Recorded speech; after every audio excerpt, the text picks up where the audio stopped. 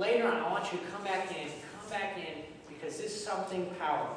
So if you're just kind of still figuring this out, and maybe a friend dragged you here today, or you just decided to come, we're glad you're here. So glad you're here. But you have permission from me to go on your BlackBerry, go on your iPhone, and just doodle around, play around, do whatever you want. See, isn't church cool? You have permission from the pulpit to play on your BlackBerry, play with your iPhone. But later on, I want to come back. Now, if all of you are on your iPhone or your BlackBerry, something's up, and I'll have to, say, no, you have to listen now. But for those of you who've been walking with Jesus and you don't know what to do, and you say, well, what does God want me to do? And I want you to listen. And I'll bring the other ones back in at the end.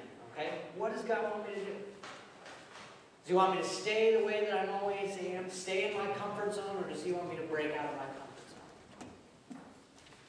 Okay, Mark chapter 5, so good. We have 4 accounts of Jesus' life: Matthew, Mark, Luke, and John. Mark is the second gospel. Mark, beginning in chapter 21. Beginning in chapter 21. We set the stage here. When Jesus had again crossed over by boat to the other side of the lake, a large crowd gathered around him while he was by the lake. Where was he? By the lake. Yeah, by the lake. I don't know why he hasn't been there twice, but in case we forgot, he wants us to know he was by the lake. Okay, so here's the scene. Jesus, he's on a boat. Now he's getting off the boat by the lake, because that's where boats are, in case you didn't know. It's by the lake. Getting off the boat, there's this huge crowd coming. The paparazzi there, because Jesus is the hot ticket of the day. All right, everyone's there to see him. You got, the fans there. You got questioners. You got naysayers. You got Pharisees. Large crowds there. The paparazzi there. They're taking his picture. Jesus getting off the boat. Okay, they're not taking his picture. I read that. Yeah, they're not taking his picture. But they're there. Okay. And then there's someone in particular who's there. Look at verse 22. Then, one of the synagogue rulers, named Jairus, came there. Now, Jairus was a synagogue ruler. Oh, isn't it? I love how the Bible is so clear. But what was a synagogue ruler? Because Jairus, you have to understand, this guy, he used to be the hot ticket of the day. Because he was in the temple. When people would come to the temple, when people would come to make sacrifices, when they come to make offerings, everyone knew who Jairus was. His face was on all the bulletin boards. His face was on the posters. His face was on the flyers, all of the programs. Everyone there in the large crowd, they knew who Jairus was, or Jairus. They knew who he was. And when they saw him there, they started scratching their head because, Jairus, shouldn't you be, in the synagogue? You are a leader there. What are you doing here? You should be, worshiping there on your knees. Yet you come here? And look what he does. The end of verse 22. Seeing Jesus, he fell at his feet and pleaded earnestly with him. My little daughter, my precious daughter, the apple of my eye, my daughter who looks so much like her mother, she is dying.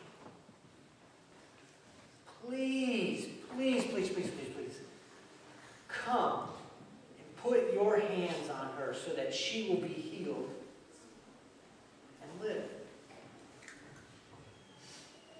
So there's scene 1.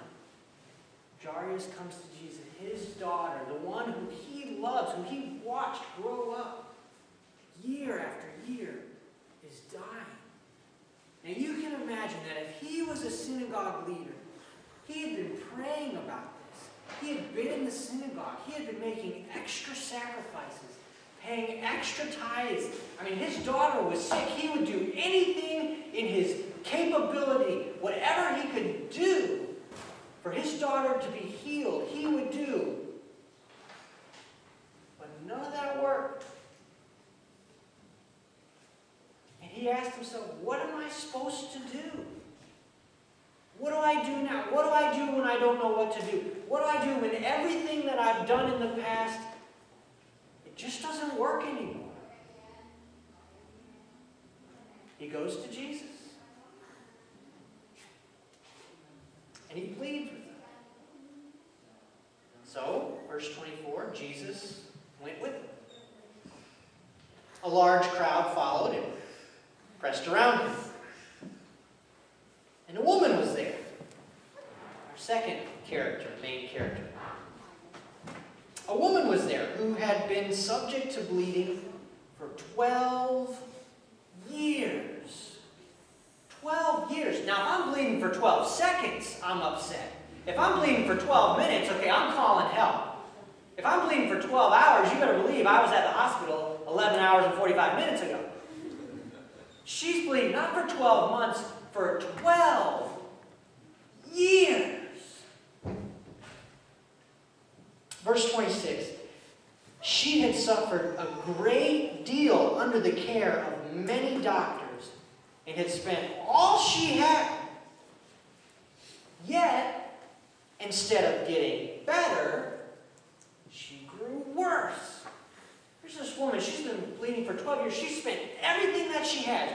She spent all of her money, her college tuition, her retirement fund, her 401k, all of it gone to go to doctors. I mean, she went near and far, wherever she could find to go to these doctors. And instead of getting better, she got worse. What?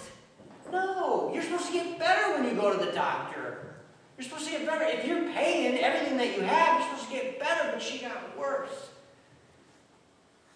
So she had the option. What do I do? What do I do when I don't know what to do? What does she do when she doesn't know what to do? She goes to Jesus.